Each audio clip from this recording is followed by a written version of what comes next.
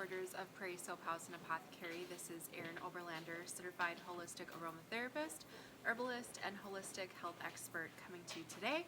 I want to talk about dealing with exhaustion. So this is part 3 in a 4-part series that I've been going through about talking about exhaustion. So the reason I did this series is because I feel like I hear a lot of people talking about how tired they are, how many hours they're working, how stressed out they are.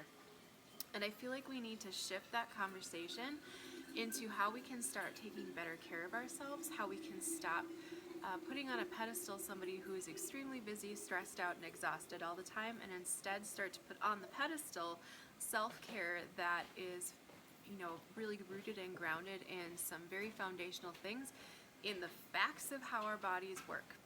It is just what it is that we need to have proper rest and sleep, that we need to be fueling our bodies appropriately, and that we need to come at things with the right mindset from the get-go. So the first part of the series, I talked about what are some quick fixes for energy when we're really struggling with exhaustion. And I talked about adaptogenic herbs versus stimulants. So if you're curious about that, if you're a person that's always going to the coffee or the energy drinks, go back and find that video and watch it, because I think there's going to be some really good ideas in there for you. And the second video that we did was about sleep and rest, and how to cultivate better sleep and rest, and how to get better sleep and rest when you are sleeping and resting.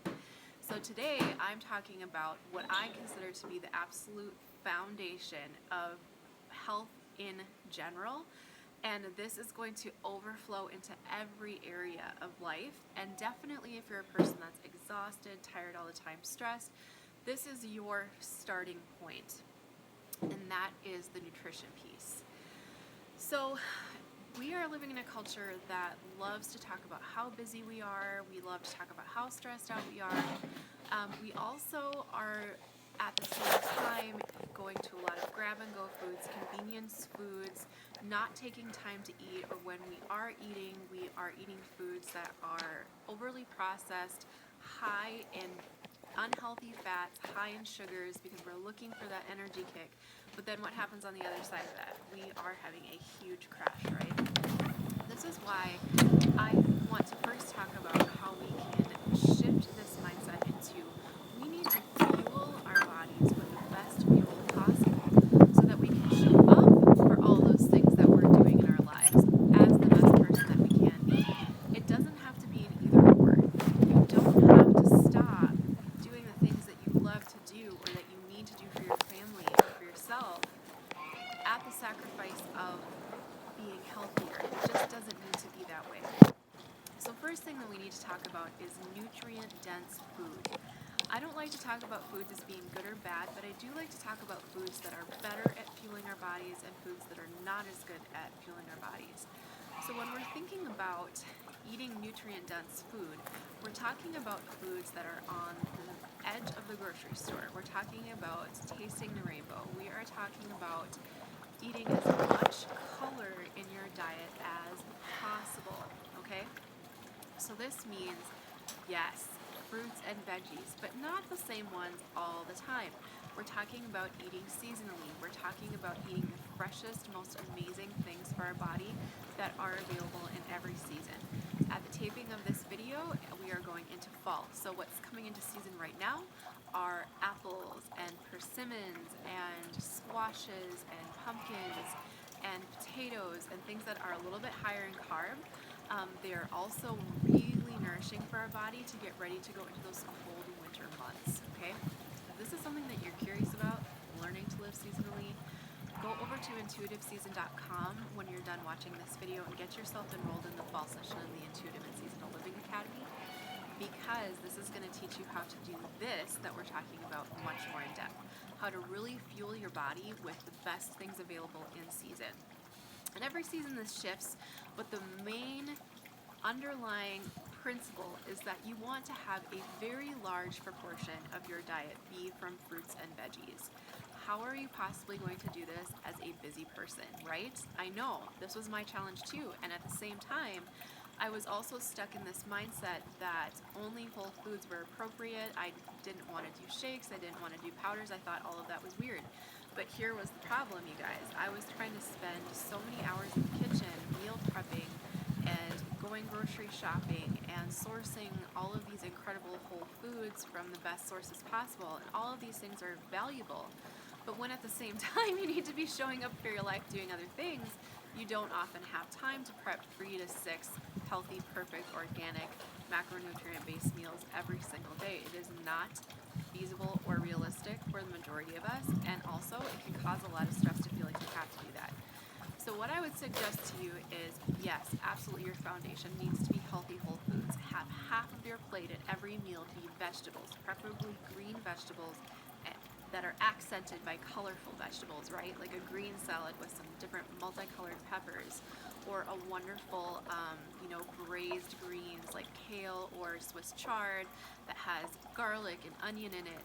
Or maybe a roasted vegetable dish where you've chopped up a lot of different veggies and you have marinated them in some balsamic and extra, oil, and you're eating that as half of your plate. That is the foundation. But for the rest of the time, when you are going to be tempted to go through the drive-thru, when you do not have time to make a really great meal, when you haven't had time to chop and wash and clean veggies and fruits, or much less anything else, or you haven't even had time to go to the grocery store, this is why I think a really clean form of superfood convenience can be extremely important, okay? So this is why I have started to use really clean, nutrient-dense protein shakes. Protein is really the building blocks that our muscles need to function well. They help to provide energy for our body and do so many important things. That protein does need to be balanced with the other macronutrients to get the best result for your body, to have the fuel you need to think, and to have the fuel you need to not feel hungry and starving all the time, right? So I love to use a really high quality cold processed either whey protein or a really high quality non-soy, because soy is very toxic, plant-based protein that you can go to as a meal replacement, either as a shake or as a bar. To me, this has only complemented whole food nutrition and taken away some of the decision fatigue about all of the meals, so that when I do prep a whole food meal, I'm doing a much better job with it. Another thing that I feel is very key to bringing in nutrient density that's going to fuel your body to have better energy is using a really high quality cold processed greens powder. Now, greens powder is going to have all kinds of, yes, vegetables and fruits, but also some things that have really high nutrient density, like chlorella and spirulina and different types of algae that have been found to be extremely nutrient dense. When you can incorporate a greens powder either on its own or putting it into some of the recipes that you're already making, maybe throw it in some spaghetti sauce, not boiling it, but you want to keep it cold processed for that nutrient density, or maybe putting it in your protein shake. This is where you start to stack in things that not only are absorbable and amazing for your body, but that your body can readily absorb and use, and you get the benefit of that in a few seconds of effort to make that greens powder versus several minutes to half hour to an hour to make a whole foods meal. So whole foods, yes, are the foundation, but when you don't have time, instead of going through that drive-thru or grabbing some kind of unhealthy convenience, look to some tools like this that are going to help to support your body better with your energy. And then the final thing that I want to highlight about energy and nutrition as a foundation for energy is gut health. Gut health is an extremely popular topic right now.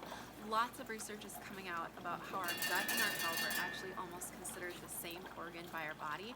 And when our gut is unhealthy, our entire body will be unhealthy. It will become overburdened with toxins, and when you're not absorbing or even digesting your foods properly, you are going to be bogged down with challenges and energy because you're not getting what you need out of your food. So I suggest using a really high quality digestive enzyme for your whole food meals so that you are getting as much nutrient density out of those whole foods as possible, and coupling that with a really high quality probiotic. When you have happy bacteria in your gut, the rest of your body can be happy, and that just leads to more energy. If you are interested in sourcing some of these really clean forms of food energy for yourselves that are more in that convenience category, go ahead and direct message me. Otherwise, go over to intuitiveseason.com and get yourself enrolled in fall session of Intuitive and Seasonal Living, and I will see you next time.